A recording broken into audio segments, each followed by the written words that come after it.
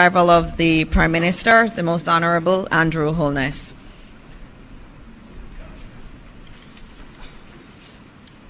Good morning, everyone. Good morning.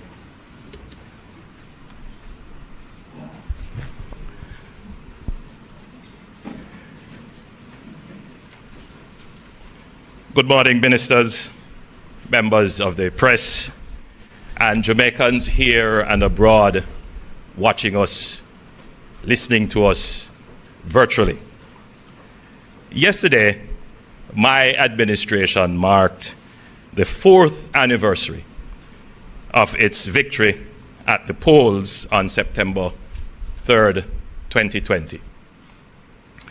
Our stated mission was to continue the journey of Jamaica's development towards a productive and prosperous economy and a just and peaceful society. There have been unexpected shocks along our journey, which have threatened to throw us off course. In fact, our journey as a nation has been characterized by frequent, multiple, and overlapping crises. The difference with this administration compared to others is our stellar performance in preparing, withstanding, and recovering quickly from shocks, whether it was the worst pandemic in 100 years, a supply chain shock, a global inflation shock, or a shock caused by a weather event such as Hurricane Beryl. We have managed to absorb these shocks largely from our own resources. This is something that we should, as a people, reflect on. We have managed to continue the downward trajectory of our national debt, increase our reserves, keep the dollar stable, bring down inflation, and most important, continue the capital investment in critical public infrastructure such as water, roads, security, hospitals, and you would have heard Minister Vaz gloating on his 100 buses and the 100 more to come and the 100 more to come. This has never happened in the independent history of Jamaica. The critics can crow all they want, they cannot assail this fact. What is a government to do other than to do this? At this juncture, we can say that Jamaica has institutionalized strong fiscal management to secure economic certainty, resilience, and stability.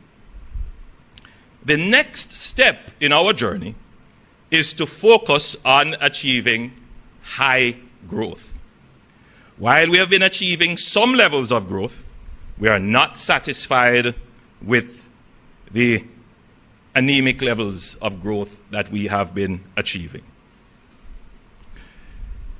We are not satisfied that the level of growth that we have been achieving will be sufficient to deliver the increases in public revenues needed to drive investments in the things that matter to you, like your roads, your schools, social security and pensions.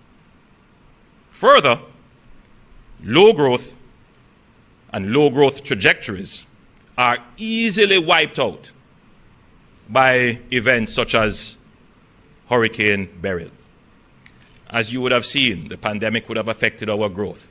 No doubt, Beryl will also have an impact on our growth.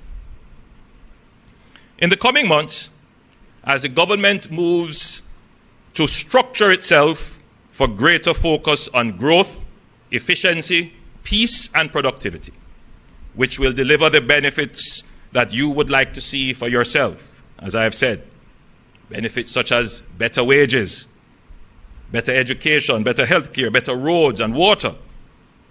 We have planned certain changes to put the administration in a position to refocus and better deliver these well-deserved benefits to the people of Jamaica.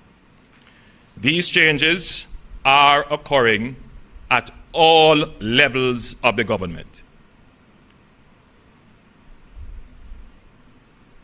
They are not only limited to the cabinet level. And you would have already seen some changes occurring. Against this backdrop, you would have been informed of Minister Clark's promotion to serve internationally in the IMF.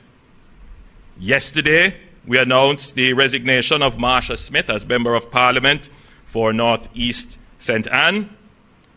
Minister Matthew Samuda will replace Marsha in North East St. Anne as the party's candidate. And on Monday last, he tendered his resignation from the Senate and as a minister to make himself available.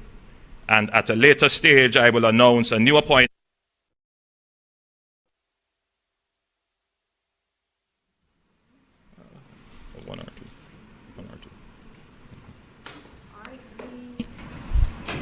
Mic on? Okay, we'll take one or two questions. And the first two hands that go up, you get the questions. The last time I was here, I wasn't able to take questions. I Yes. had an appointment before. I do have an appointment at 10, but I will take one or two questions.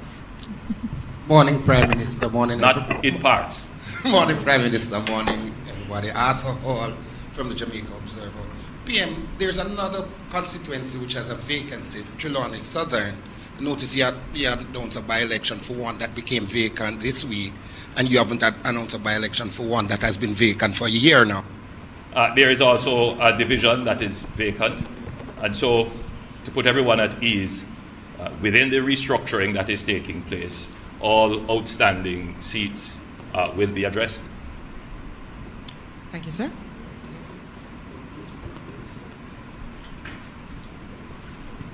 Morning, Prime Minister. Mahir Stewart from Nationwide News here. I want to ask you a question actually about some comments you made during your speech at Jamaica College. You referenced the placement tests for students going from primary and prep school to high school, and you were saying that it might be somewhat of an unfair or an outdated system. Yeah, so look, we put together a commission to transform education.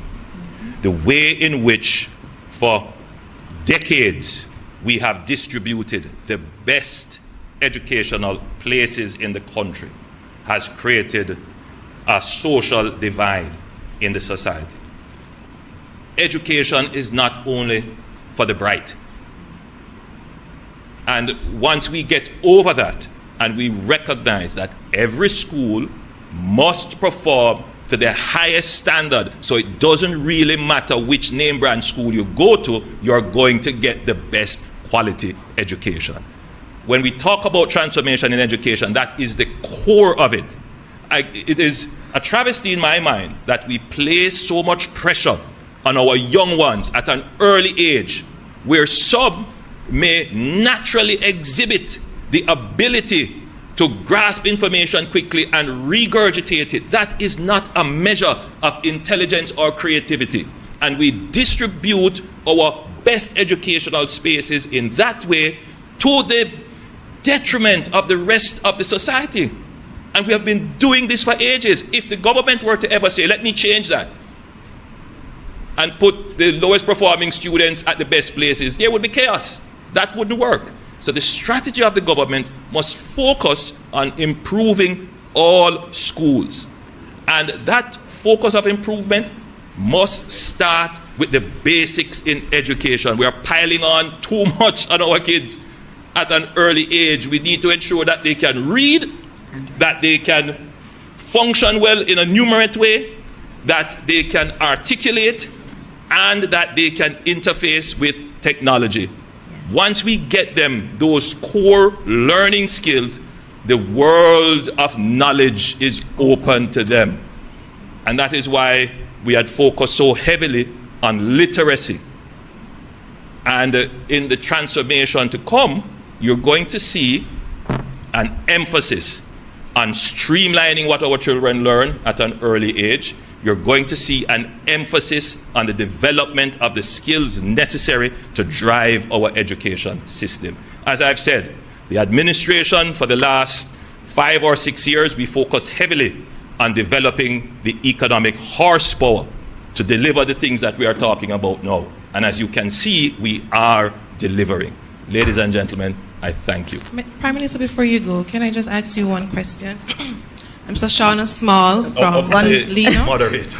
All right, I will allow this last question, PM. Okay, thank you so much. Shoshana Small from the Gleno.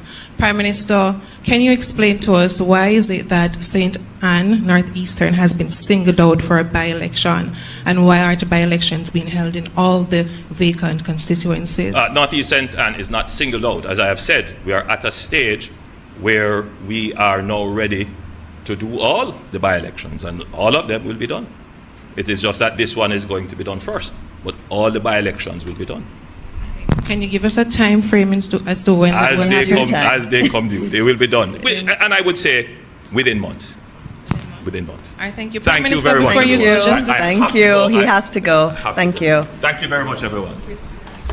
Loyal viewers and subscribers, honorable people, give thanks for your support to the AVI-NUE. Know that I appreciate you sincerely. New viewers, welcome on board. Know that your presence is appreciated. Please subscribe to the channel and help us reach 1,000 subscribers. Thank you. United we win.